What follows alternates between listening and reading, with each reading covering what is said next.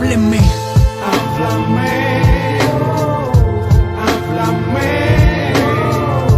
háblame, dime por qué sucedieron esas cosas. Háblame, háblame, háblame, dime por qué sucedieron esas cosas.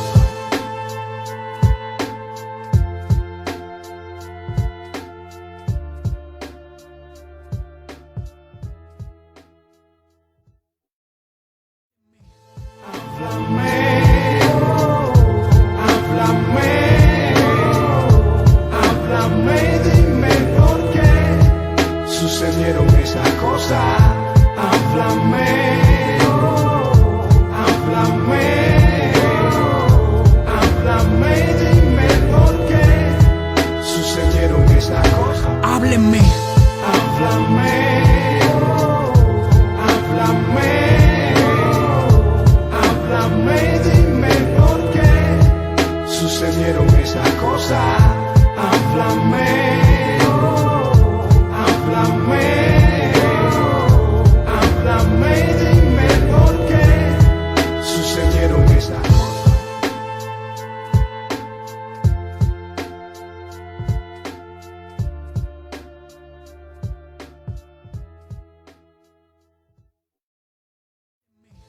Háblame, háblame, háblame, dime por qué sucedieron esas cosas. Háblame, háblame, háblame, dime por qué sucedieron esas cosas. Háblenme. Háblame, háblame, háblame, dime por qué sucedieron esas cosas. Háblame, háblame, háblame, dime por qué sucedieron esas cosas.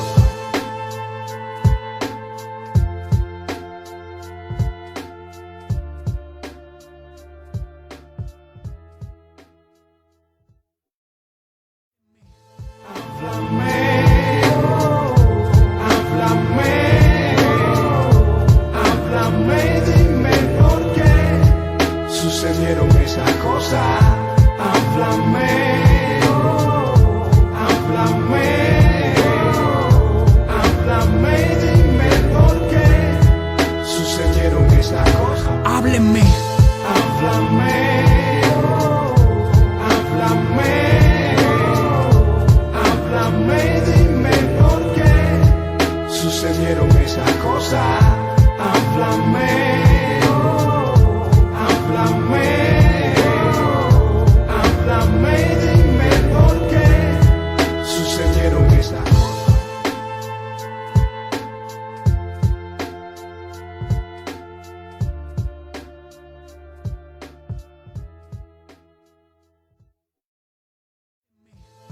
Háblame, háblame, háblame, dime por qué sucedieron esas cosas. Háblame, háblame, háblame, dime por qué sucedieron esas cosas. Háblenme. Háblame, háblame, háblame, dime por qué sucedieron esas cosas. Háblame, háblame, háblame, dime por qué sucedieron esas cosas.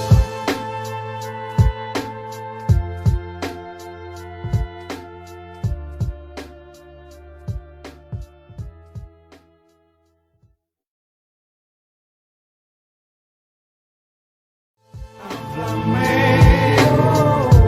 háblame,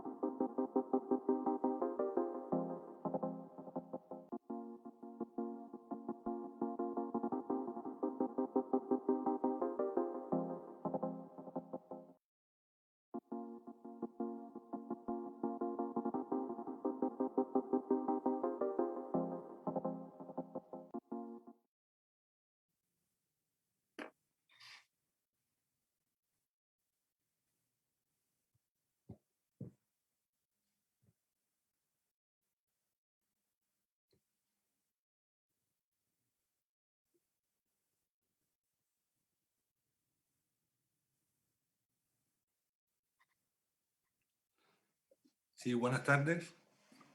Parece que Tania tuvo problemas con internet de última hora y se suponía que estuviera aquí. Estaba aquí hace 5 minutos y ya no está, así como desapareció. Pero bueno, estamos nosotros aquí para inaugurar este primer encuentro del Instituto de Activismo Hannah Arendt. Tania nos había pedido que tuviéramos una conversación sobre el tema de la política cultural, la relación de los intelectuales con el poder en Cuba, hacer una suerte de genealogía o de discusión sobre eso. Tengo el placer, el inmenso placer de tener al historiador cubano Rafael Rojas, autor de varios libros importantes, entre ellos Tumba sin sosiego, Revolución, Disidencia, Exilio del intelectual cubano. Este libro obtuvo el premio Anagrama de ensayo en el 2006. El estante vacío, literatura y política en Cuba, y recientemente publicado la polis literaria, el boom, la revolución y otras polémicas de la Guerra Fría. Buenas tardes, Rafa. Bueno, buenas tardes y muchas gracias, Abel, por la presentación y muy contento de estar en este espacio que nos ofrece Instar para debatir sobre temas de la historia cultural y política de Cuba y muy contento también de tener esta conversación contigo, que eres un historiador que ha avanzado muchísimo ya en temas centrales, ¿verdad? Sobre la historia del Estado y la historia del poder en Cuba. El tema de la naturaleza del Estado, la antropología del Estado y cómo funcionan las instituciones estatales. Yo, como te comentaba, backstage, tras de cámara, había pensado para empezar la discusión referirme brevemente a tres acontecimientos o tres momentos que de alguna manera le dan forma, le dan estructura o le dan una cierta coherencia a lo que se conoce como política cultural de la revolución, lo que eso signifique. Para mí hay tres momentos fundamentales. El caso PM es uno, y todo lo que conllevó la censura del documental PM, con las reuniones en la Biblioteca Nacional, donde en una de ellas Fidel Castro, pistola en la mesa, pronuncia aquella frase lapidaria: dentro de la revolución todo, contra la revolución nada. Entonces, en agosto de ese año de 1961 se celebró el primer congreso de escritores y artistas. Después podremos hablar de los congresos, esa estructura de poder gestionada de discusión controlada con una agenda bien particular que tiende a enmarcar o a controlar la figura del intelectual o del artista. Y ahí es muy, muy interesante porque el presidente de la República, Osvaldo Dorticós, pronunció una frase que para mí es muy interesante y que es muy estalinista, donde dice que algo así como al pueblo hay que ir, ¿no? Al pueblo hay que ir, y no digo descender, porque al pueblo se asciende, algo así decía Dorticós, ¿no? Ya los síntomas del realismo socialista, esta tensión entre la institucionalidad y la imposición de una cultura dirigida, centralizada, con necesidades puestas en función de necesidades estatales, ya va tomando cuerpo. Y el tercero, muy breve, tiene que ver con el panfleto de Ernesto Guevara en el año 65, el socialismo y el hombre en Cuba, que es un panfleto de desprecio al intelectual.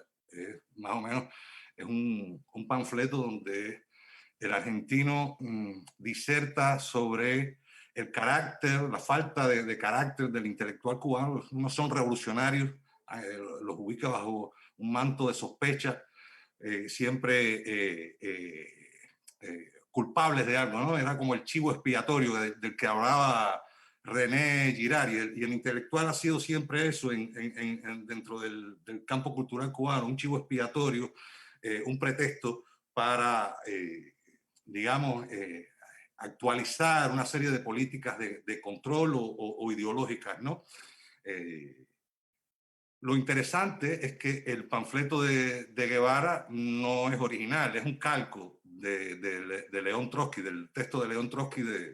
Para mí es un calco, o sea, es un híbrido entre discursos de Mao Zedong y el texto de de León Trotsky, Literatura y Revolución, que es de 1925, y donde Guevara retoma esta idea del intelectual como culpable. Trotsky hablaba del sistema de vigilancia que había que establecer sobre el arte, la desconfianza sobre el arte y tal. Ahora, yo me pregunto, o sea, en este momento también Guevara tiene unas inclinaciones de alfarero, ¿no? El socialismo siempre tuvo esa pulsión ingenieril, donde decía que el hombre nuevo era la arcilla, la juventud era la arcilla maleable, se proyectó como un gran alfarero, un gran moldeador de masas y de cuerpos, y donde enuncia o sea, de los conceptos más problemáticos, o sea, venía del marxismo del marxismo de Manuel, donde dice que los líderes de la revolución eran una suerte de vanguardia iluminada, entonces desplazaba todo lo demás, y ellos eran como los elegidos de modo natural, legítimo, natural, para establecer las pautas, las ordenanzas de todo lo que acontecía en Cuba. ¿Entendés? Anuncia el tema del hombre nuevo y tal. Ahora, a mí lo que me llama la atención es la función, la función de la cultura en el socialismo, Rafa. El tema de la instrumentalización, cómo la cultura se pone en función de la propaganda, porque al final la política cultural tenía una función de propaganda, de pedagogía, de adoctrinamiento, y también estaba encaminada a la producción de una subjetividad muy específica, ¿no?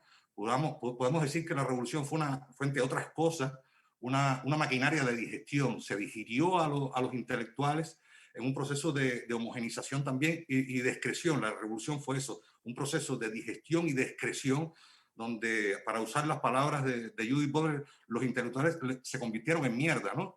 Más o menos siempre en un contexto donde estaban bajo sospecha y donde la Revolución Cubana se articuló también como un proyecto antiintelectual, ¿no? Entonces, a mí lo que me llama la atención en ese proyecto, en ese proceso de imposiciones, de cultura dirigida, siempre quedaron algunos resquicios que el poder nunca puede llenar. O sea, sin embargo, la mayoría de los intelectuales cubanos apenas ofrecieron resistencia.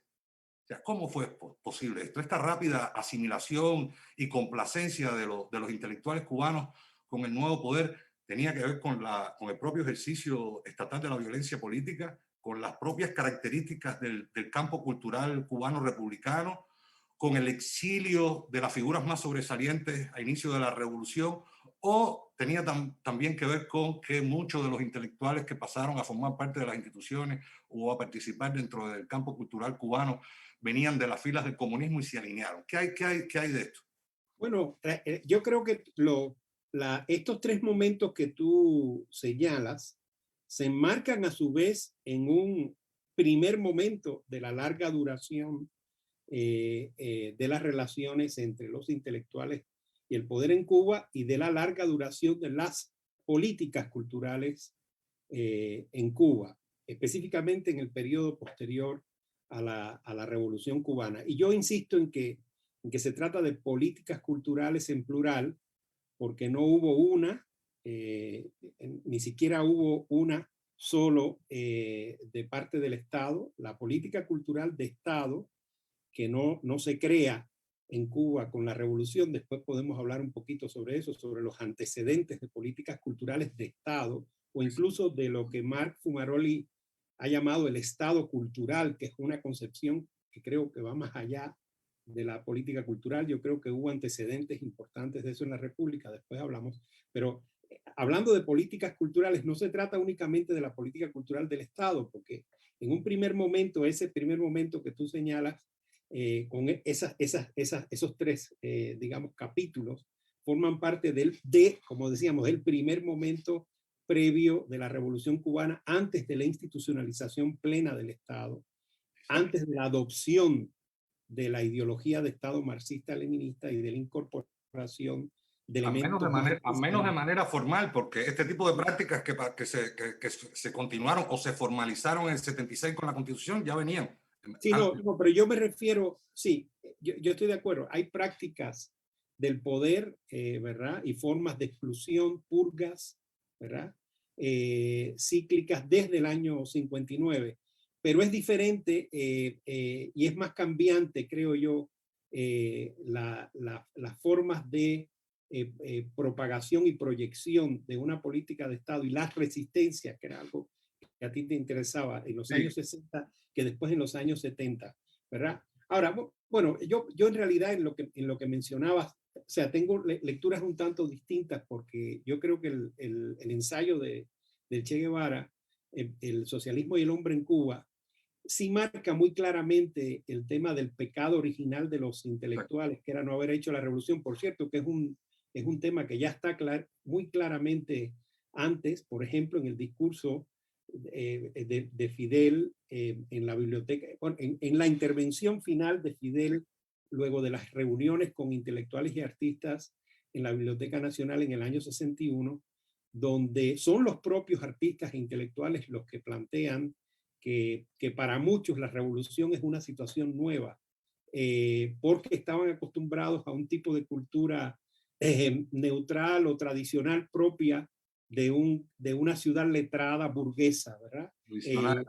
O sea, que eso era un tema que se manejaba en los debates dentro del campo intelectual y en su relación con el poder, así como el otro tema del famoso divorcio de las vanguardias. Eran tópicos que se manejaron en aquellas reuniones de la Biblioteca Nacional y que Fidel Castro los utiliza, ¿verdad?, para ceñir más una primera, vamos a ver como crear un primer cinturón de control sobre el campo artístico e intelectual, que es el que se desprende de las palabras de los intelectuales. Pero yo decía que el socialismo del hombre en Cuba tiene otros elementos que abren, digamos, que se desvían del antiintelectualismo tan fuerte que se puede leer, por ejemplo, en las corrientes marxistas-leninistas más ortodoxas, más prosoviéticas. Porque el Che Guevara recuerda que le daba mucha importancia, que el socialismo del hombre en Cuba, a la teoría, ¿verdad? Y a la cultura crítica dentro del socialismo. Hay una crítica, de hecho, al realismo socialista en el socialismo y el hombre en Cuba. Y eso fue muy importante para un flanco, como tú sabes, de la intelectualidad marxista más joven, la de la generación del Caimán Barbudo y pensamiento crítico, para tratar de articular la posibilidad de un marxismo occidental, alternativo, bajo ya los límites muy bien establecidos del poder político en la revolución.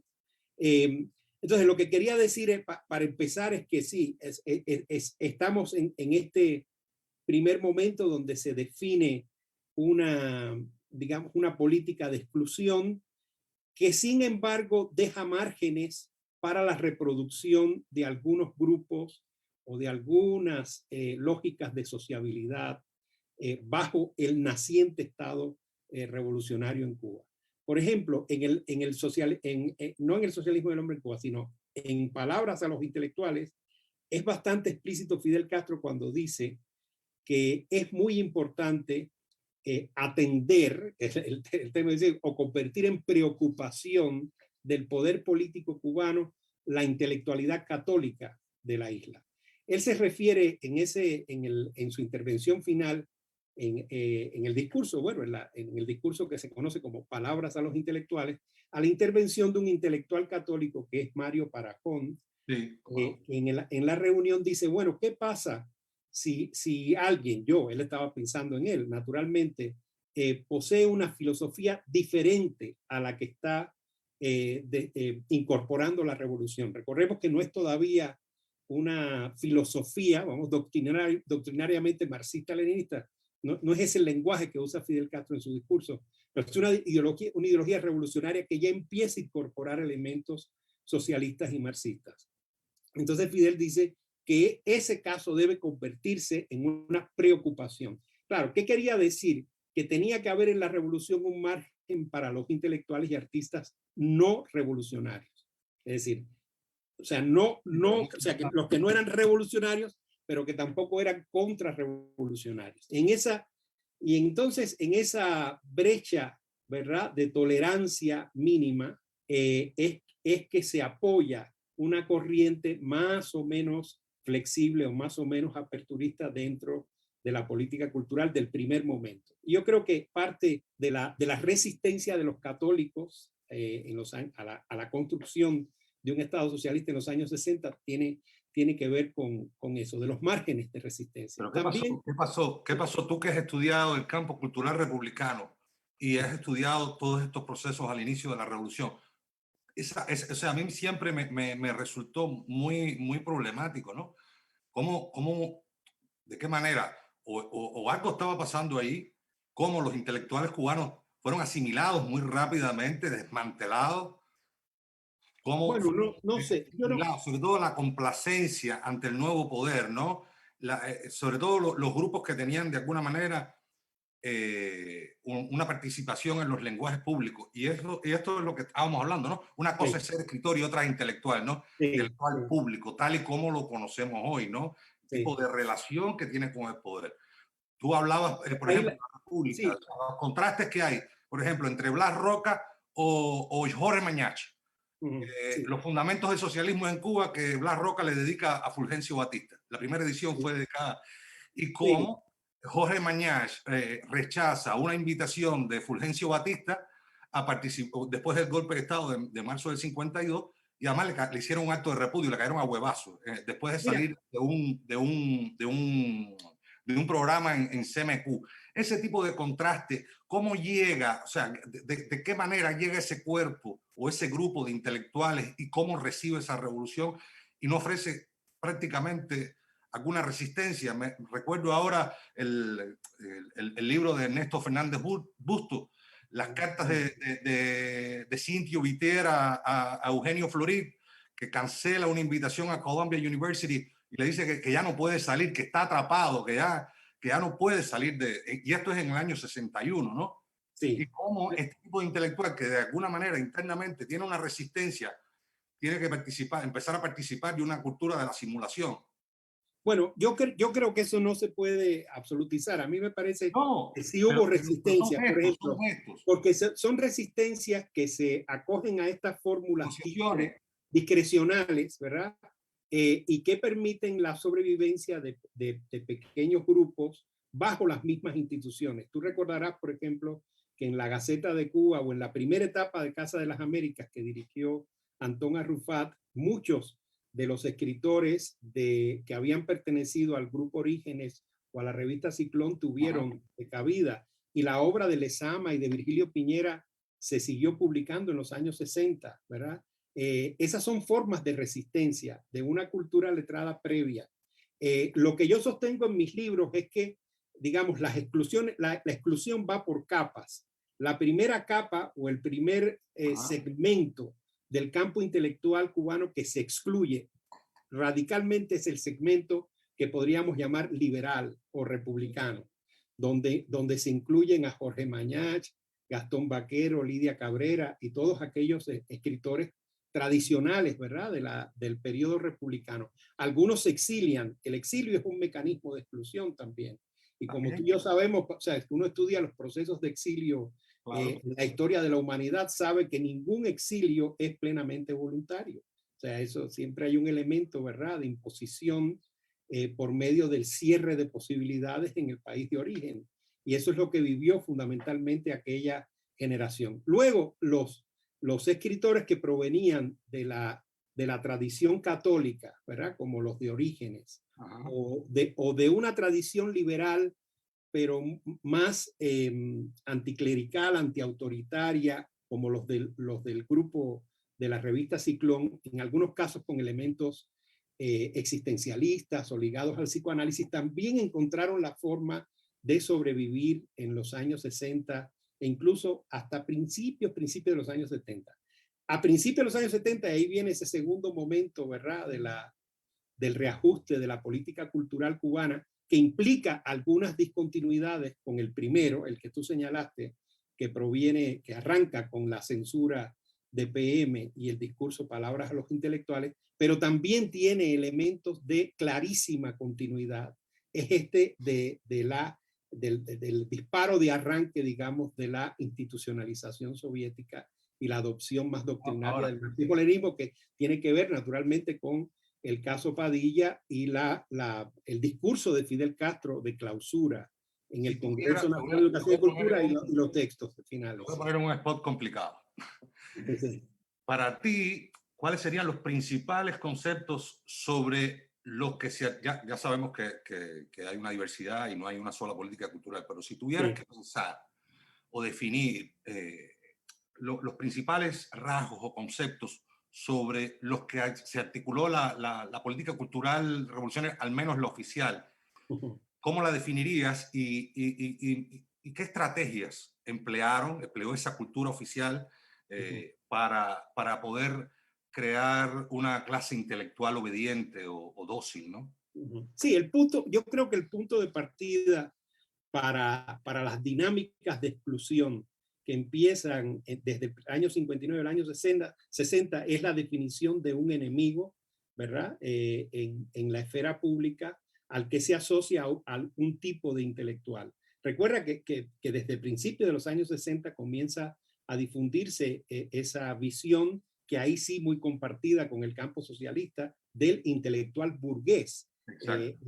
Ahora, hay diferencias entre hablar de un intelectual burgués, por cierto, que era una categoría que críticamente también manejaban intelectuales, vamos a llamar, del antiguo régimen, como Virgilio Piñera, ¿verdad? Que rechazaba la cultura burguesa, rechazaba también la cultura católica tradicional cubana, ¿verdad? Él era un tipo de este intelectual laico, ¿verdad? Con algunos elementos jacobinos, pero que evidentemente no estaba de acuerdo, como conocemos por su obra Los Siervos, o por tantos ensayos suyos, como la maravillosa reseña que hizo del pensamiento cautivo de Czeslaw Milosz.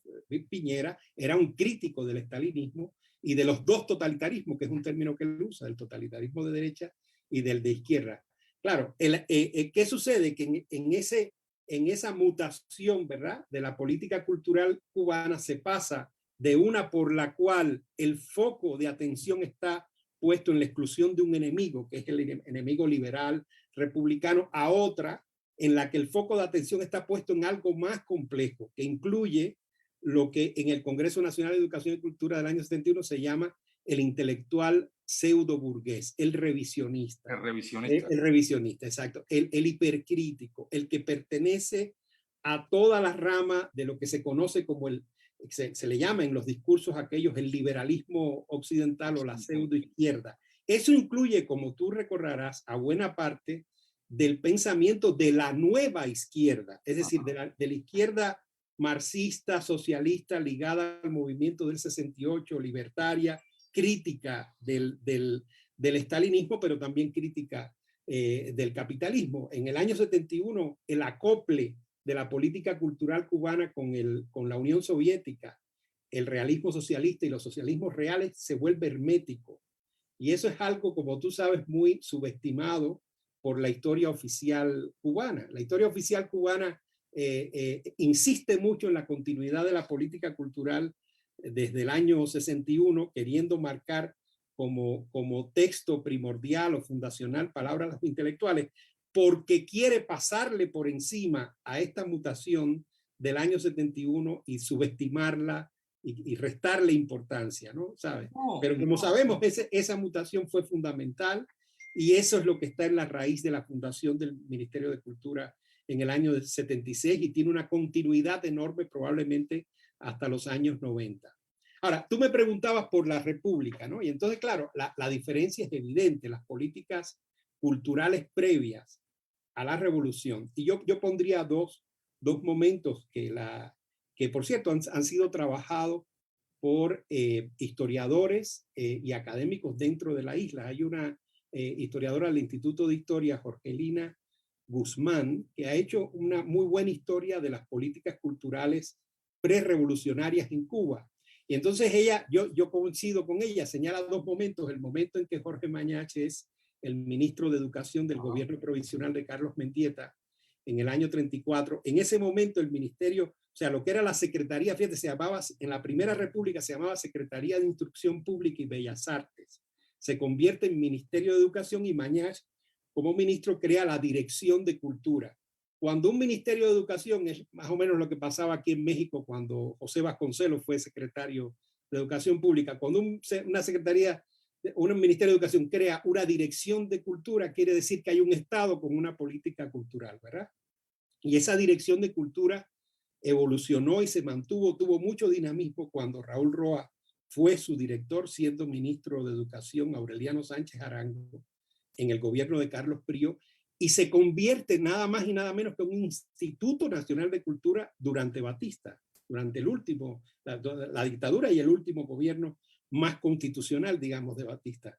Y esa es una política cultural fascinante, muy vanguardista, muy volcada al apoyo del arte abstracto, por ejemplo, de la música dodecafónica y serial. El Instituto Nacional de Cultura editaba un boletín que es muy rico en información sobre esa política cultural que encabezaron Carlos González Palacios, Guillermo de Sendegui, pero que generó, naturalmente, por el tipo de régimen autoritario que fue y que no tiene sentido negar, generó conflictos con publicaciones emblemáticas como Orígenes, Ciclón, Nuestro Tiempo. En todas esas revistas hubo críticas a la política cultural batistiana, pero no hay que olvidar que muchos de los intelectuales que publicaban en esas revistas participaron de la política cultural de Batista. Por ejemplo, en toda la celebración del centenario de la República, del cincuentenario de la República en 1952. Ahí estaban Cintio Vitiera, ahí estaba Roberto Fernández Retamar, ahí estaba Lorenzo García Vega, o sea, es una cosa mucho más compleja de lo que se nos ha presentado. ¿Qué quiere decir esto? Que existía política cultural de Estado antes del año 59 en Cuba. Y quiere decir también, por lo poco que hemos conversado, que no ha habido una sola política cultural después del año 59. Y con eso tú estás ya cuestionando dos pilares de la mitología del discurso oficial cubano. Uno lee a los burócratas, a los ideólogos, a los propagandistas cubanos y todo el tiempo te están insistiendo que solo ha habido una política cultural cubana, claro, porque parten de la falacia de que en Cuba la nación y el Estado fue prácticamente creado o refundado en enero del año 59. Y hay una obsesión con la continuidad, tú sabes, en ese discurso. Hay que buscarle continuidad a todo. Entonces la política cultural es continua. Y buscando continuidad, tú sabes, se van a la tesis esta de los 100 años de lucha, que es una tesis antimarxista, ¿no? Lo que Ernest Hellner denominó la invención de la tradición. Claro, bueno, pero al punto de que en las constituciones... Se conectaba con el tema del nacionalismo. Claro, las tres constituciones cubanas remontan la ideología de la revolución al indio Atuey, maestro. Eso se dice, parece que existe, pero no, esto es real. Y ese ejercicio es más sintomático y más visible en el año 68, donde empiezan a hacer un reciclaje de toda esa simbología para decir que la revolución cubana es una sola, aquella que empezó en 1868. Es una locura, una locura. Sí. Ahora, Rafa, la imagen del estante vacío que tú ensayaste en el 2009 y que le dio nombre a uno de tus libros, a mí me resulta personalmente muy productiva para pensar precisamente esos procesos de digestión, exclusión y vaciado de contenido histórico, injundioso, cultural, cómo quirúrgicamente una cultura se vacía con un propósito ideológico, ¿no? Porque al final la política cultural oficial o estatal, vamos a llamarle así, la política cultural estatal es una política ideologizada e impuesta desde el Estado, ¿no? Me gustaría que explicaras un poco más esta noción del estante vacío. Un libro que habla sobre todo sobre transición, pero también sirve para explicar de alguna manera el pasado de los 60, los 70. Es un libro que trata de posicionarse y el concepto o la imagen es muy productiva para pensar ese vacío, ese hueco que siempre ha tratado de buscar la cultura oficial, ¿no? El vacío, cómo se argumenta en el vacío para que no exista algo, ¿no? Entonces, ¿qué consecuencias ha tenido esta política de estante vacío? Sí. Tú decías de alguna manera que el atraso cultural, el atraso a nivel teórico, el atraso a nivel epistémico, a nivel analítico, a nivel ciudadano, el costo que tuvo para la articulación de una ciudadanía, de una ciudadanía diferente y no obediente o dependiente del Estado, una ciudadanía más libre, más autónoma. O sea, ¿qué consecuencias ha tenido y sigue teniendo este tipo de política del estante vacío, ¿no? Sí, como tú bien dices, lo que lo que se intenta en ese libro es tratar de explorar históricamente las dinámicas o las lógicas de exclusión en el campo intelectual cubano. Entendiendo el campo intelectual de un modo muy amplio, porque hay momentos en que me interesan los elementos de exclusión que tienen que ver con la cultura popular, por ejemplo, y otros que tienen que ver con una dimensión que muchas veces se relega dentro del campo intelectual, que es la de las ciencias sociales y la filosofía. Tú recordarás que hay ensayos que tratan sobre todo, por ejemplo, de la relación colonial, que creo yo tuvieron las ciencias sociales cubanas con las ciencias sociales soviéticas y de Europa del Este, ¿no? Y luego al mismo tiempo toda la estrategia, tú sabes, de purga teórica o doctrinal a la que fue sometido, ya no hablemos del liberalismo, el marxismo occidental, o sea, toda la tradición, ¿verdad? Que va de Lukács, Korsch, a la escuela de Frankfurt y a la New Left Review y al estructuralismo y el postestructuralismo francés. Todo eso fue purgado, creo yo, en una política bastante deliberada del campo intelectual cubano. La escuela de los anales empieza a originarse en los 90. Aunque sí, exacto. Y aunque yo creo que ellos sí, bueno, en el caso de Brodel y otros, y Bloch y Lefebvre y eso, tuvieron alguna presencia precisamente porque les tocó, el momento de auge de ellos coincidió con la transición en Cuba de los 50 a los 60, que como decíamos, pero ya en los 70, o sea, pero lo que sí queda fuera es lo que se llamó en Francia la nouvelle histoire, ¿sabes? Toda la historia, las mentalidades, bueno, la historia social, claro, y la historia, exacto. Erich Hobsbawm, que era un historiador británico marxista, se salvó de la purga y tenía un su estante ahí porque había estado en Cuba en el Congreso Cultural también, y era bastante... pero yo he encontrado también que con mucha segmentación, la obra más, bueno, de los años 80 y 90 de Hobsbawm, la que es más crítica del socialismo real e incluso de elementos de las izquierdas marxistas latinoamericanas, no circuló, creo yo, plenamente en Cuba. Pero bueno, esa es la idea de ese libro.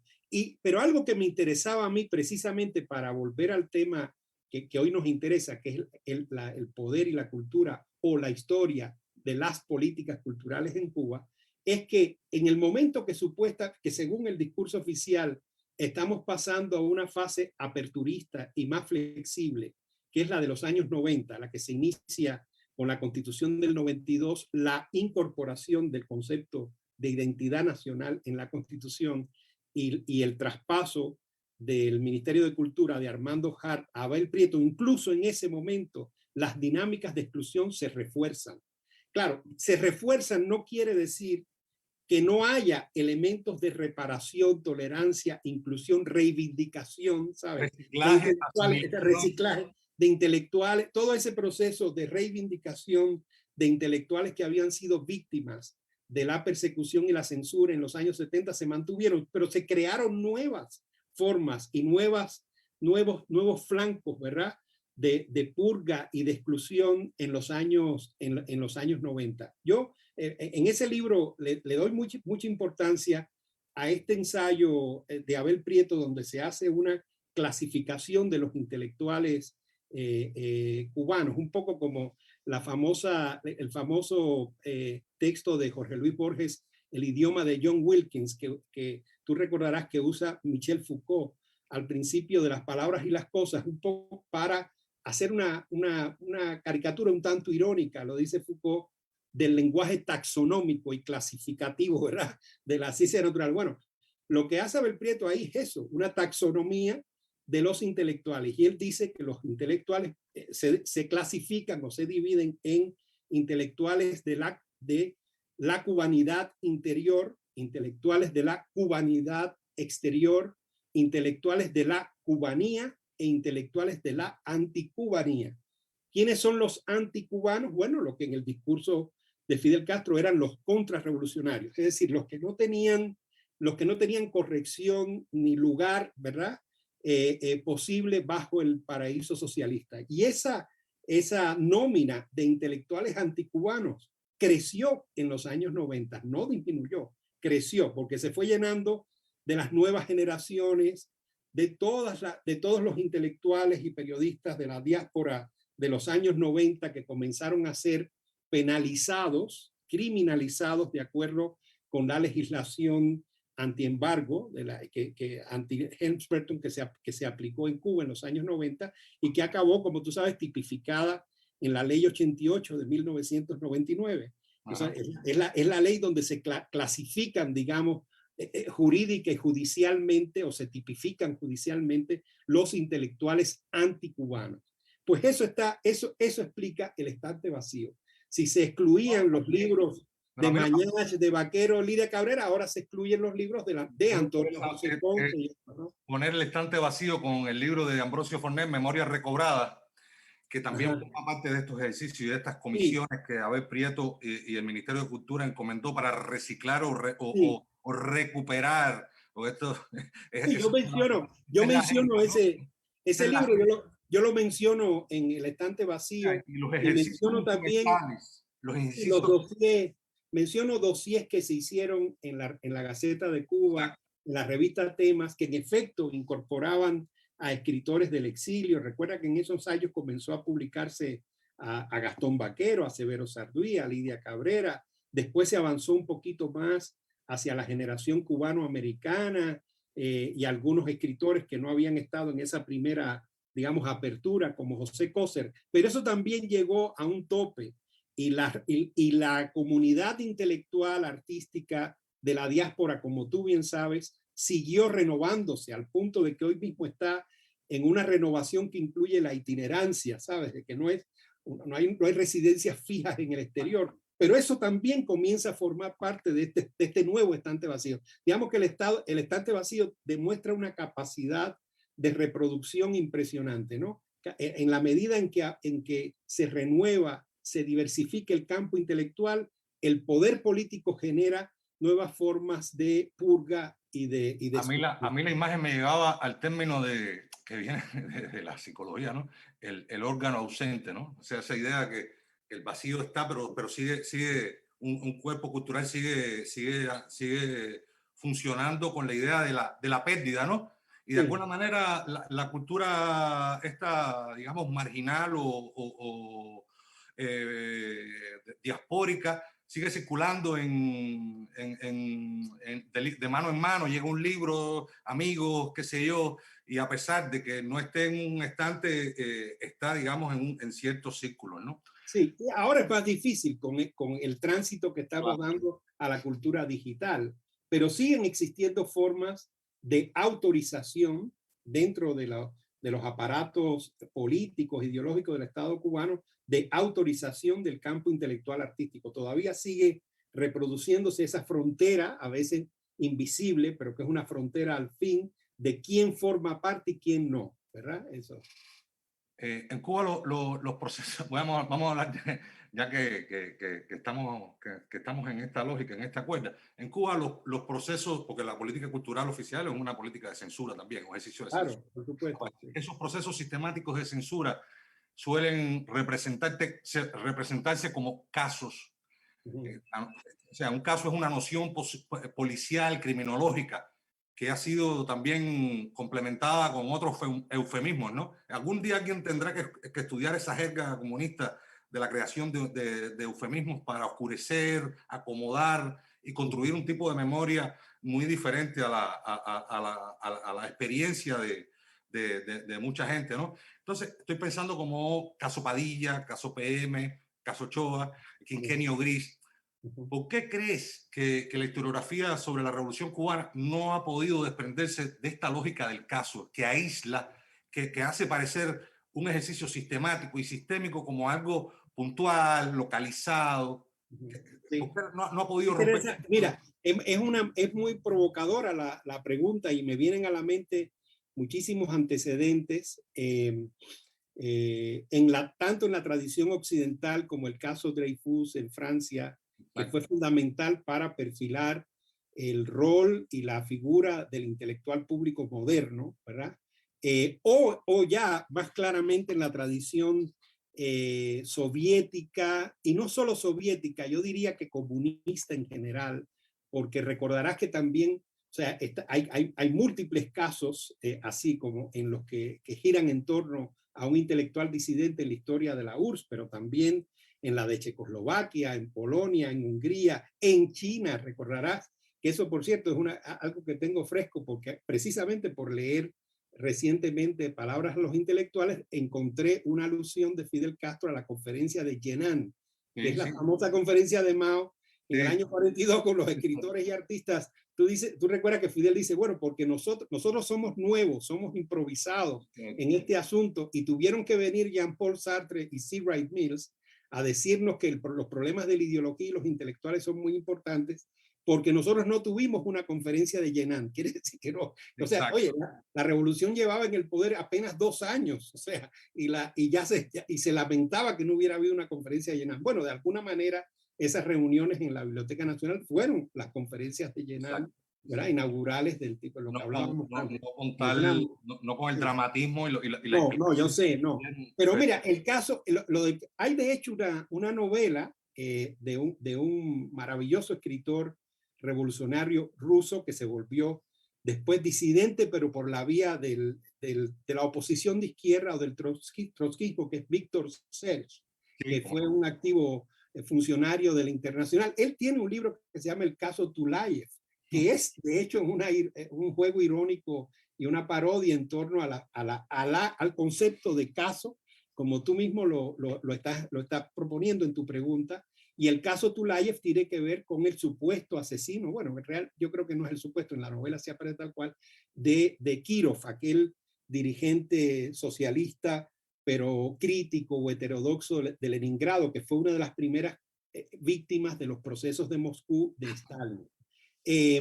Y se reitera todavía en los años 60, antes de que tengamos el caso Padilla, ¿verdad? En Europa del Este y específicamente en la Unión Soviética se están produciendo casos, el caso Pasternak, el caso Solzhenitsyn, el caso de Siniavsky y Daniel, todos esos son antecedentes muy claros del caso Padilla. Y podríamos seguir la historia de los casos un poco intentando la propia historia de las purgas intelectuales en Cuba y hablar, por ejemplo, del caso Marilena Cruz Varela o el caso Paideia. En efecto, todo se vuelve caso y en gran medida tiene que ver con el hecho de que la figura o la posibilidad de una sociabilidad intelectual diferente pasan a convertirse en un expediente de las policías políticas y las seguridades del Estado. Un proceso del intelectual como criminal. Exacto, que convierte en un caso policial. Como enemigo de la nación. Del pueblo, exacto, como enemigo del pueblo. Enemigo de la nación. Exacto, sí. Mercenario, anexionista, son una serie de términos que se usan en bueno, ahora mismo estamos en una judicialización de la nueva comunidad artística intelectual independiente en Cuba, que no hace más que reproducir casos. El caso Tania Bruguera, el caso Carolina Barrero, el caso Luis Manuel Otero Alcántara. Estamos justo en el momento, creo yo, de mayor judicialización de eso. Tal vez, y digo que el momento mayor porque se ha creado ahora, para un poco seguir actualizando esta historia que estamos haciendo, un dispositivo jurídico nuevo, que es la nueva Constitución por un lado, y estos decretos, el 349, el 370, el 373, la Ley de Símbolos Nacionales, que acotan de jure y de facto las propias libertades concedidas por la Constitución. Entonces el Estado siente que tiene rienda suelta desde el punto de vista penal, ¿verdad?, para crear casos en la nueva comunidad artística e intelectual. Antes de llegar ahí al 349, San Isidro, me gustaría tener, tener algunas ideas y algunas reflexiones tuyas sobre estas cosas que están pasando. Me gustaría, a ver si tú encuentras algún punto de contacto entre las disidencias culturales de inicio de la revolución y los proyectos contemporáneos.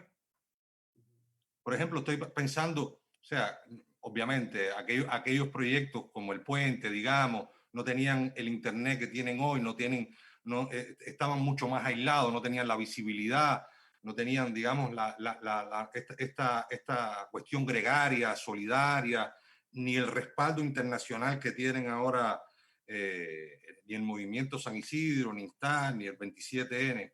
Pero, ¿tú ves algún punto de contacto?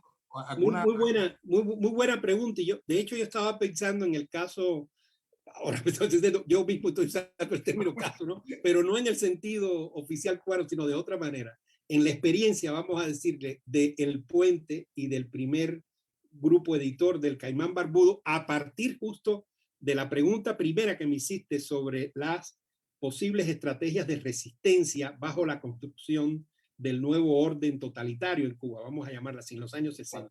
Y esas serían dos que yo podría mencionar, o sea, muy diferentes. La del Puente, creo yo, mucho más audaz que la del primer grupo editor del Caimán, pero por ahí iría la cosa, ¿no?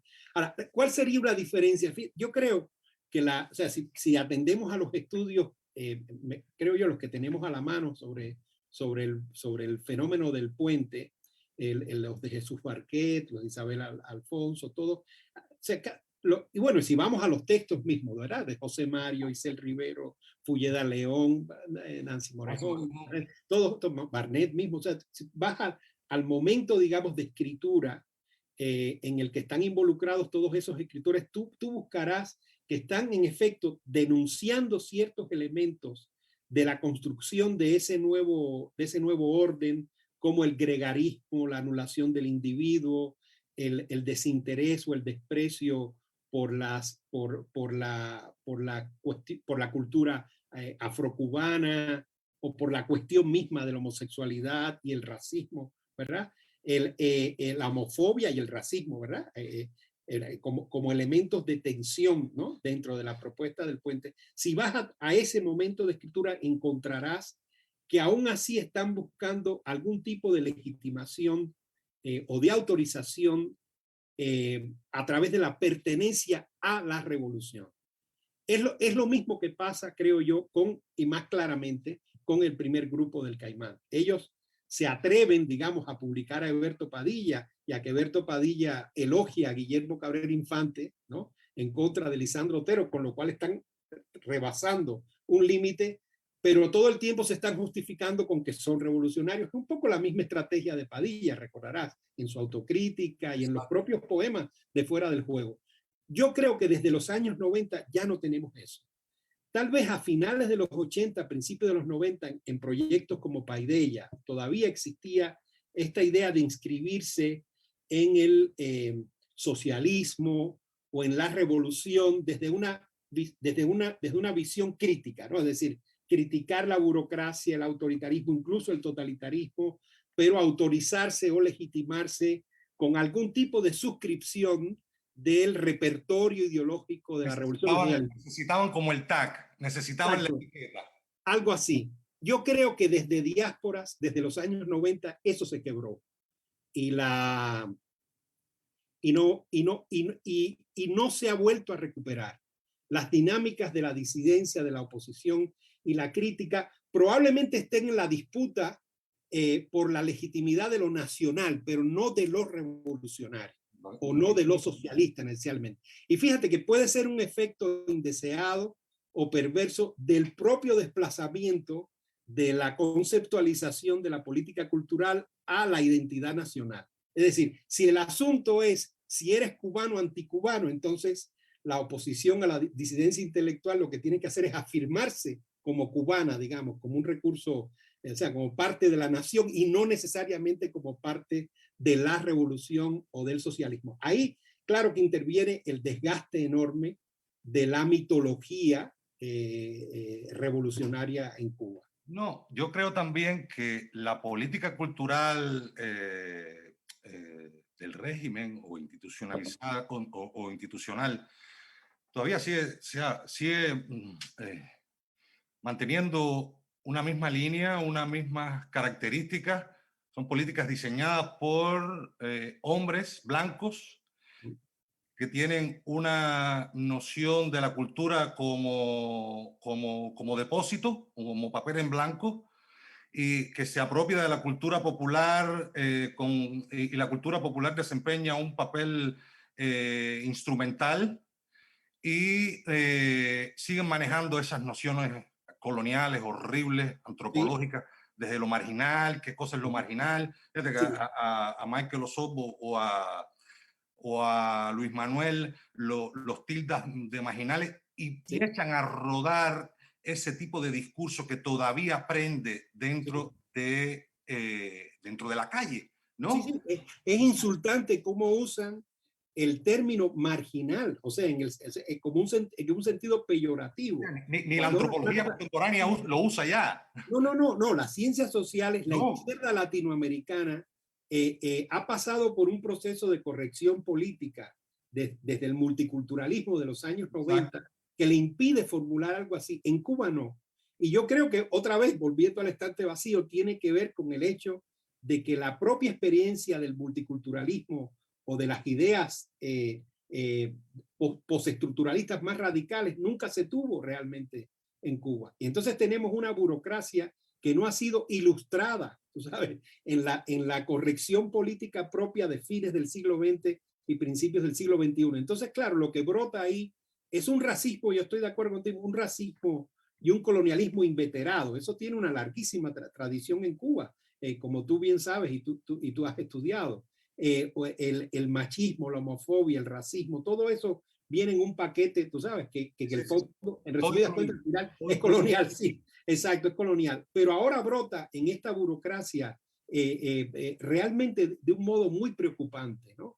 Es como si esta burocracia estuviera dando un giro y se estuviera acercando a la incorrección política de las nuevas derechas reaccionarias que vemos pululando por todos lados. Los puntos de contacto que tienen con la derecha más reaccionaria son numerosos. No, tiene también que ver, o sea, cómo las instituciones de la cultura hoy existen de modo formal, pero no de modo real, no intervienen, no impactan dentro del campo social cubano. O sea, la distancia, la desconexión que hay entre la política cultural y lo que está sucediendo en la realidad es otra cosa. O sea, existen como un aparato burocrático de un Estado que cada vez está más corporativo, donde hay una élite militar desconectada de la matriz del Estado, que pone los dineros fuera de Cuba y establece hoteles cuando La Habana se está cayendo, Cuba se está cayendo y nadie sabe dónde está el dinero. Entonces no hay ni programas para editar un libro, para hacer una feria. O sea, las ferias totalmente parecen carnavales o la feria del arroz con pollo o lo que sea. No hay y también la fatiga de los propios intelectuales cubanos, ¿no? La falta de poder real, la falta de libertades también, que tiene que ver con los intelectuales que están en Cuba, que todavía tienen una relación clientelar con el Estado, desde el Internet que tienen, la computadora que tienen, hasta las pocas recursos que pueden, y están aterrados, ¿no? Sí, yo creo que, fíjate, ahí se mezclan muchas cosas y es interesante, otra vez volviendo a tu primera pregunta que me tomó un poquito por sorpresa, y entonces, y es muy profunda y complicada. Si comparas, por ejemplo, con los años 60, dejemos a un lado los 70, que como sabemos fue como una planadora, ¿no? Pero los 60, los 80 y los 90, realmente la capacidad de interpelación, de reacción, de resistencia del campo intelectual cubano hoy está en el suelo, salvo 2 o 3 voces aisladas, ¿no? Como Fernando Pérez u otro, ¿verdad? Que de pronto lanzan la voz y denuncian la represión. Hay realmente... Sí, y establecen alguna resistencia, pero... Lo habíamos visto, claro, pero yo creo que ahí hay que agregar otro elemento, o sea, no solo es el peso de tantos años de negociación, ¿no? De una sobrevivencia precaria en términos de libertades bajo ese poder. No solo es eso que es muy importante, yo creo que también el cambio tecnológico es aquí fundamental. Ahora sí, no tanto como se pensaba en la primera década del siglo XXI, ahora sí se siente el tránsito de la cultura impresa y letrada a la cultura digital. Y hoy los medios de posicionamiento son las redes sociales y los magazines electrónicos y no tanto, ¿verdad?, un suplemento literario o una revista institucional o una revista académica, que eran los foros privilegiados para el posicionamiento de esos intelectuales, ¿sabes?, que estarían como en un rango crítico o reformista en los alrededores de la élite oficial. Ahora sí yo creo que hay un rebasamiento que hay que pensar, ¿no? Que hay que pensar muy bien. Parte de la denuncia que hay en sectores letrados y académicos oficiales de la isla, justo a las redes sociales, las publicaciones electrónicas, o, vamos, en su caso más grave, a la falta de valores, la vulgaridad, el ciberchancleteo, etcétera, etcétera, todo eso es un síntoma de que esa intelectualidad reformista se está viendo rebasada no solo por una nueva generación y que ellos quedan en un mundo, atrapados en un mundo analógico viejo. Yo creo que se sienten rebasados en efecto por un cambio a nivel de pensamiento, a nivel de la circulación de las ideas, de las herramientas que manejan, sí, de los lenguajes que manejan, están totalmente desconectados y desfasados de lo que está sucediendo, ¿no? Y están pensando un país como si estuvieran en los 60 todavía, ¿no? De acuerdo. Hay ahí también este efecto. Paul Ricoeur ha escrito mucho sobre eso, de cómo entre la memoria y el olvido se producen estos desfasajes y luego entonces viejas expectativas que han sido superadas incluso por los discursos de las prácticas culturales quedan ahí en una forma de duelo. Y para muchos de esos intelectuales, lo vimos por ejemplo en la guerrita de los emails y el proyecto de antología de la política cultural en la revolución de Desiderio Navarro, ¿qué era lo que realmente le importaba a la mayoría de los autores ahí reunidos? Que no volviera a la política del quinquenio gris, ¿no? Entonces yo creo que pasa mucho eso a muchos niveles de la intelectualidad. Se han quedado, ¿verdad?, en un duelo ligado a una expectativa muy localizada en el pasado. Sobre todo lo que está pasando con el debate que generó Patria y Vida, la canción Patria y Vida, ¿no? Ha puesto en entredicho o ha desnudado de alguna manera todo el aparato cultural y o sea, están prácticamente sin herramientas, no han podido lidiar con este fenómeno que ya es viral, que contagió a mucha gente, y la respuesta es la misma. Sí, exacto, respuesta de canciones de la trova, etc. La respuesta no es el llamado a un diálogo, a una negociación, es seguir posicionándose desde estos lugares comunes muy cursis, muy anticuados y vaciados totalmente de contenido. Los hace lucir hasta ridículos, ¿no? Sí, si lo comparas, por ejemplo, con un momento altamente represivo, muy parecido, el de la batalla de ideas y la primavera de 2003, uno no ve a un Estado, no digamos un Ministerio de Cultura capaz de organizar tribunas antiimperialistas, conciertos, tú sabes, perdieron la capacidad de movilización completa y perdieron la legitimidad simbólica también, Rafa. Ya es imposible, ¿no? Y entonces, bueno, hay que ver, yo creo que la legitimidad simbólica tradicional sigue pesando en diversos sectores de la población cubana, eso no me cabe duda, pero creo yo que en lo que estamos tratando ahora, que es, vamos a decir, la disputa por el centro del campo intelectual de la isla, no, creo que ahí sí se ha perdido. ¿Cómo ves el escenario de la política cultural de alguna manera en una realidad postsocialista que se está gestando ahora mismo, ¿no?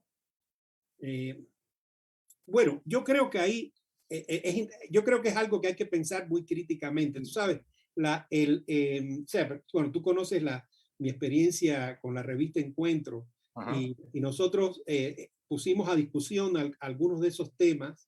Y me acuerdo que en algunos de los últimos números ya había pasado ya un buen tiempo, 13, 14 años de la publicación, y una premisa fundamental del proyecto, que era, digamos, trabajar en una eventual transición a la democracia, empezamos a replanteárnosla, ¿no? O sea, que decir, bueno, en resumidas cuentas, ¿de qué estamos hablando? Estamos todo el tiempo funcionando en un horizonte de expectativas y no en una realidad política. Una realidad que no ha llegado. Que no ha llegado. Eso se vuelve muy desgastante. Entonces yo creo que ha pasado ya tanto tiempo que es momento entonces de pensar más seriamente, incluso más críticamente sobre las posibilidades de políticas culturales en no sé, en una eventual, vamos a decirle así, democratización o apertura de Cuba, dicho sin mucha certeza de que eso es algo que pueda suceder pronto. Entonces, por ejemplo, algunos puntos que habría que tener en cuenta es por ejemplo, lo que se está debatiendo en América Latina en torno a las políticas culturales. Tú sabes, en América Latina ha habido varios estados culturales poderosos. Algunos estados culturales poderosos anteriores a la Revolución Cubana, como es el mexicano o el estado cultural brasileño y argentino, que tú recordarás que son, en realidad son anteriores al varguismo y al peronismo, datan en realidad de las primeras décadas del siglo XX, de la época de Rui Barbosa en Brasil y de Hipólito Yrigoyen en Argentina, donde hubo políticas culturales muy intensas. En el último tramo republicano, podríamos decir, antes de la revolución, ¿no? Eso tiene algunos paralelos con el caso cubano. Y en estos países se está discutiendo mucho, por ejemplo, el desmantelamiento de los sectores públicos. Bueno, primero como consecuencia de todas aquellas políticas neoliberales y de ajustes de los años 90, pero más recientemente, curiosamente, un desbarajuste que proviene en algunos casos de gobiernos de izquierda.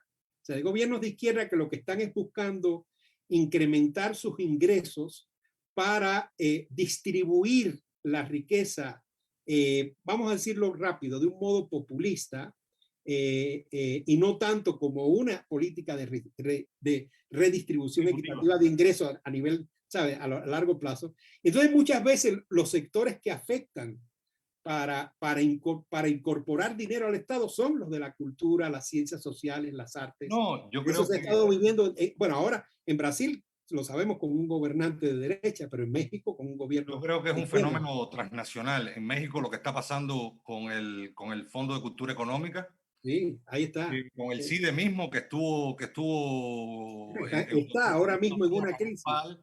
Y tiene que ver con un síntoma transnacional antiintelectual y de retiro de fondos a las humanidades. Cuba no es una excepción. Sí.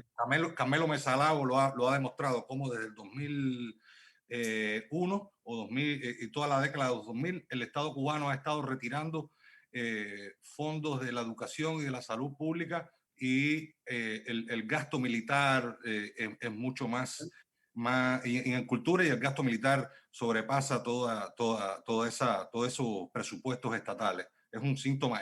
En Estados Unidos con Trump igual. O sea, el cierre de departamentos enteros de humanidades, de escuelas de arte. O sea, y es un momento donde hay una crisis antiintelectual, ¿no? O sea, eso hay que tenerlo muy en cuenta, porque, claro, hay un elemento, digamos, de la idea, un elemento equivocado, creo yo, de la vieja idea de las transiciones a la democracia de finales del siglo XX, que se asocia con una liberación vertiginosa del mercado y un achicamiento del Estado, y eso no tiene ningún sentido. No y mucho menos en lo que Polonia, ni en Rusia, ni en ningún lugar. Eso fue. La democracia. Luego, claro. Y en un momento como este en que estamos, hay dos amenazas que tienen que ver con el mundo, que impactan directamente el mundo de la cultura, que se superponen, o tres, digamos. La crisis económica, la crisis sanitaria de la pandemia, de por sí, tú sabes, que restringe la sociabilidad, pero también este tránsito tecnológico a la cultura digital, que tiene que ser potenciado y bien aprovechado, ¿verdad?, en función de una política cultural de Estado. Vamos a ver, porque, por ejemplo, el movimiento San Isidro, estos movimientos, esta pulsión juvenil que ha oxigenado la discusión política, la discusión cultural, está corriendo cada vez más las líneas, ¿no? Hay que ver las agendas que tienen, la diversidad que tienen dentro de sus miembros y lo que consiguen al final, ¿no? ¿Cómo tú lo ves? Mira, yo creo que todo este fenómeno que estamos viendo es como un fenómeno de insurgencia que proviene de diversos sectores. Hay una parte muy importante que proviene de la nueva comunidad intelectual y artística independiente, pero por el lado, eso lo veo muy claramente en el 27N y en otros colectivos, ¿verdad? Pero por el lado del movimiento San Isidro toca, como tú sabes, otros actores sociales, ¿verdad? Que son los barrios populares, tú sabes, empobrecidos y golpeados económicamente no por la marginalidad, sino por la marginación, ¿verdad? No, no, obviamente. Que está incubando el sistema cubano. Creo que es un fenómeno que no tiene únicamente que ver con San Isidro. Por las imágenes que vemos siempre en las redes sociales, aparecen escenas muy parecidas en distintos pueblos, algunos, ¿verdad?, del interior de la isla. Pero todavía, entonces, todavía sigue siendo un fenómeno más habanero y urbano hasta que no se extienda. Y tiene que ver también con el tema del acceso a Internet y lo que cuesta. Eso es básico. Y la intersección entre estos líderes, digamos, de la cultura popular, ¿verdad? Que a lo mejor ¿no? Y que están muy ligados, ¿verdad?, a las formas de circulación de mensajes en Internet y esos barrios, ¿verdad?, populares y golpeados. La lectura que hacen los intelectuales occidentales de izquierda con respecto al 27N es muy diferente de la lectura que tienen de San Isidro, como si no formaran parte de un diálogo y de un mismo fenómeno, ¿no? Aunque yo creo que hay que leer con cuidado, digamos, las esferas públicas de diversos países. Hay que recordar que, claro, ya la opinión no circula ni central y a veces ni hegemónicamente en los grandes diarios o en las grandes televisoras. Entonces habría que bucear un poco mejor en todas las publicaciones. A veces es un problema de percepción también. Sí. En México, no, porque yo creo que la percepción es correcta cuando piensas en los medios hegemónicos, impresos, radiales y televisivos. En México, por ejemplo, pero si vas a páginas electrónicas vas a encontrar corrientes muy curiosas de solidaridad, no solo con el 27N, sino también con el movimiento San Isidro. A mí me ha impresionado mucho en este año y medio que coincide con la pandemia, en foros académicos, por ejemplo, en la defensa de una tesis doctoral en la UNAM o de una tesis de maestría en Flaxo o en el CIDE, los propios jóvenes que de algún modo tocan el tema cubano por alguna de las ciencias sociales, desembocan en la discusión sobre el movimiento San Isidro y muestran una empatía, ¿verdad? Una identificación con esa juventud. Lógico, porque hay ahí una conexión generacional evidente, ¿no? Yo creo que lo que está sucediendo ahora mismo en Cuba es que esta juventud está articulando demandas muy parecidas a las de comunidades muy, muy semejantes de jóvenes en América Latina. Habría que trabajar un poquito más en ¿verdad?, en ese diálogo, en esa conexión, ¿no? Con la experiencia de otras comunidades en América Latina. Sí. La producción de Instar me está enviando a leer algún comentario. Sí, comentarios, adelante, sí. Dice Tania Bruguera, ¿cuál es la diferencia entre el arte independiente y el arte autónomo? Ajá. Bueno, yo creo que el arte, cuando hablamos de arte independiente en Cuba y en otros países de América Latina, es cuando se habla, por ejemplo, cuando uno usa la frase comunidad independiente de arte, sí, perdón. Pero, Rafa, no estamos al aire todavía. Ah, bueno.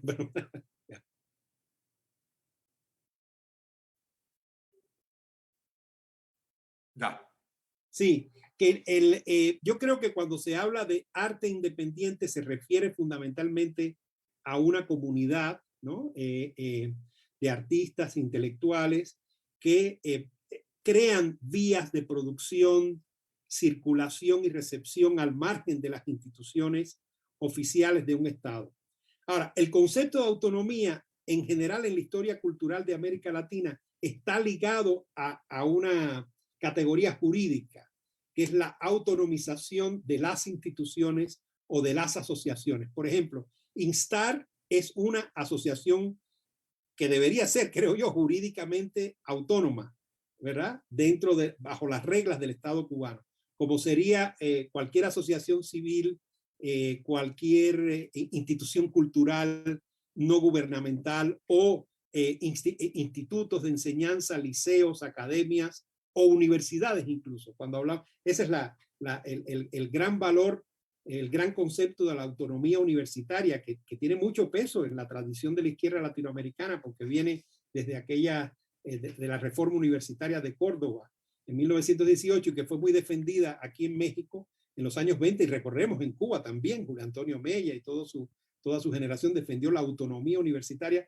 Se trataba de eso. ¿Qué cosa es una universidad? Una entidad autónoma jurídicamente, que no quiere decir que sea totalmente independiente de los ingresos del Estado, porque las universidades se financian con dinero del presupuesto nacional a través de los ministerios de educación y las secretarías de educación pública. Ahí es donde yo veo que está la diferencia.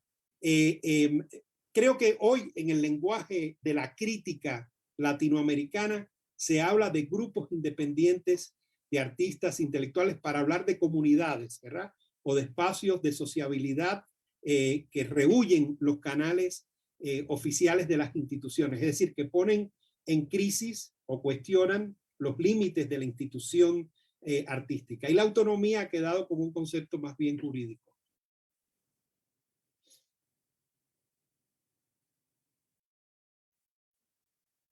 Estoy revisando algún que otro comentario. Espérate, que todavía estás hablando, hay un desfasaje. ¿Ah?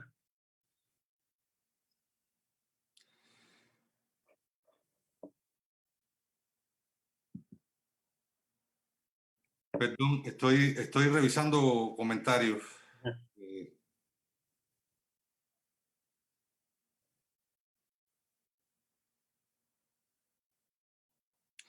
La misma Tania, Rafa, dice que pregunta si ha habido alguna evolución de las estrategias que han tenido los artistas en respuesta a las políticas culturales del 59 hasta la actualidad. Ajá. ¿Ya respondo? Tú me dices.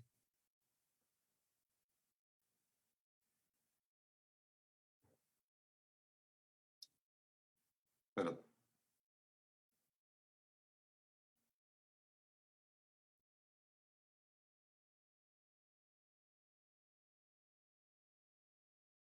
sí. No, yo creo que sí, tiene mucho que ver con la pregunta que hacía Abel al principio de nuestra conversación sobre las resistencias de la comunidad artística e intelectual después de la revolución. Yo creo que siempre ha habido indicios, maniobras, ¿verdad?, de resistencia, siempre. Y en algunos casos, cuando esas prácticas se desarrollan más, llegan incluso a formular políticas culturales alternativas, ¿verdad? Yo creo que detrás del proyecto del puente había un embrión de política cultural alternativa.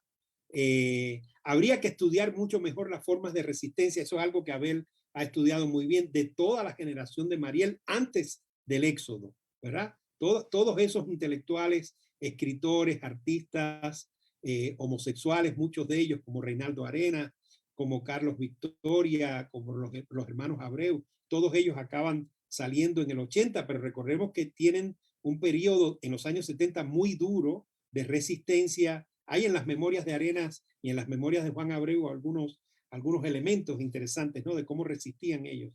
Y yo creo que en los 80 tenemos muchísimos casos. Yo recuerdo, y Tania lo recordará también, que en nuestra época el proyecto de Castillo de la Fuerza de Alexis Somoza y Félix Suazo era prácticamente un proyecto de política cultural alternativa para las artes visuales diferentes a la del Ministerio de Cultura. Y en el caso de Paideia fue mucho más ambicioso, porque allí había un proyecto de política cultural que sí entraba en la discusión del concepto de socialismo o de identidad nacional o de nacionalismo revolucionario. Es decir, era una reformulación de la política cultural que casi ponía en cuestión la cultura política, es decir, la cultura política cubana, ¿no? Bueno, yo creo que ha sido una conversación productiva, la he disfrutado mucho, Rafa, esto da para más, podríamos estar aquí muchas horas. Me pide la producción de Instar que le agradezca al artista Hamlet Labastida por la generosidad de las imágenes. Yo soy Abel Sierra Madero, me despido. Rafa, muchas gracias. Gracias. Y nos estamos viendo en otro encuentro. Un abrazo, Abel. Venga, bye.